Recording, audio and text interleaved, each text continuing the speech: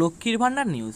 আর ১,১২০০ টাকা নয়, ভোটে জিতে লক্ষ্মীর ভান্ডার টাকা বাড়াবে রাজ্য।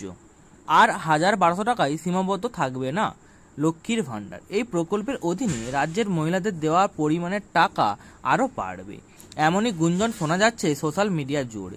তাহলে কি সত্যিই বাড়ল লক্ষ্মীর ভান্ডারের টাকার পরিমাণ? তো চলুন বন্ধুরা, আজকে আপনাদেরকে ভিডিওর মাধ্যমে সমস্ত কিছু বিস্তারিত জানিয়ে দেব। আর ১,১২০০ টাকায় সীমাবদ্ধ থাকবে না লক্ষ্মীর ভান্ডার। এই প্রকল্পের অধীনে রাজ্যের মহিলাদের দেওয়ার টাকার পরিমাণ আরও বাড়ালো, এমনই গুঞ্জন শোনা যাচ্ছে সোশ্যাল মিডিয়া জুড়ে। তাহলে কি সত্যিই বাড়ল লক্ষ্মীর ভান্ডারের টাকার পরিমাণ? লক্ষ্মীর ভান্ডার পশ্চিমবঙ্গের জনগণের মন জিতেছে এই একটি মাত্র প্রকল্প, এমনই মনে করছেন দেশের রাজনৈতিক বিশেষজ্ঞরা। এই লক্ষ্মীর ভান্ডার প্রকল্পের মাধ্যমেই রাজ্যের প্রায় সমস্ত মহিলাদেরই মন জিতেছেন মুখ্যমন্ত্রী মমতা বন্দ্যোপাধ্যায়। সেই কারণেই এবার লোকসভা ভোটের এই দুর্দান্ত ফলাফল করেছে অল ইন্ডিয়া তৃণমূল কংগ্রেস। লোকসভা নির্বাচনে পশ্চিমবঙ্গ রাজ্যে তৃণমূলের জয়জয়কার দেখে এই জয়ের পেছনে সমস্ত অবদানই যে লক্ষ্মীর ভান্ডার প্রকল্পে, সেই হিসাব মিলিয়ে ফেলেছেন বহু রাজনৈতিক কূটনীতিবিদ। লোকসভা নির্বাচন শুরু হওয়ার মাত্র কিছুদিনের আগেই লক্ষ্মীর ভান্ডারের দ্বারা প্রদত্ত টাকার পরিমাণ বাড়িয়ে দেওয়া হয়। এই সিদ্ধান্তেই লোকসভা নির্বাচনে বেশি পরিমাণ ভোট জেতার কৌশল হিসাবে মনে করেছেন অনেকেই। ২০২১ সালে প্রথমবারের জন্য লক্ষ্মীর ভান্ডার প্রকল্পটি শুরু করা হয় বাংলার মাটিতে।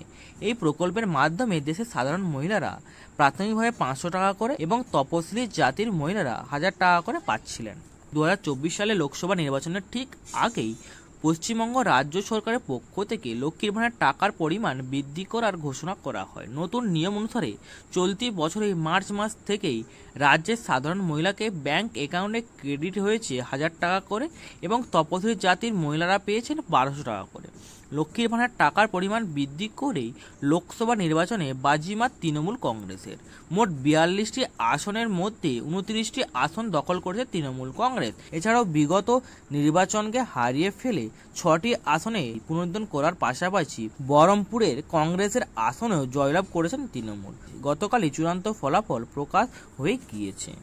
এরপরই সোশ্যাল মিডিয়া জুড়ে শোনা যাচ্ছে আর মাত্র কিছুদিনের মধ্যেই পুনরায় লক্ষ্মীর ভান্ডারের টাকা বাড়তে চলেছে। চলতি আলোচনা অনুসারে এবার থেকে সাধারণ বা অসংগঠিত শ্রেণীর মহিলারা প্রতি মাসে ১,০০০ পরিবর্তে ১,৫০০ টাকা এবং SC/ST মহিলারা প্রতি মাসে ২,০০০ টাকা করে পেয়ে যাবেন। রাজ্যের মহিলারাও এই বিষয়ে অনেকাংশে আশাবাদী। তাদের পশ্চিমবঙ্গের মুখ্যমন্ত্রী মমতা বন্দ্যোপাধ্যায়ের উপর যথেষ্ট পরিমাণে আস্থা রয়েছে। মমতা বন্দ্যোপাধ্যায় যে তাদের নিরাশ করবেন না সে বিষয়ে নিশ্চিত রাজ্যের মহিলারা।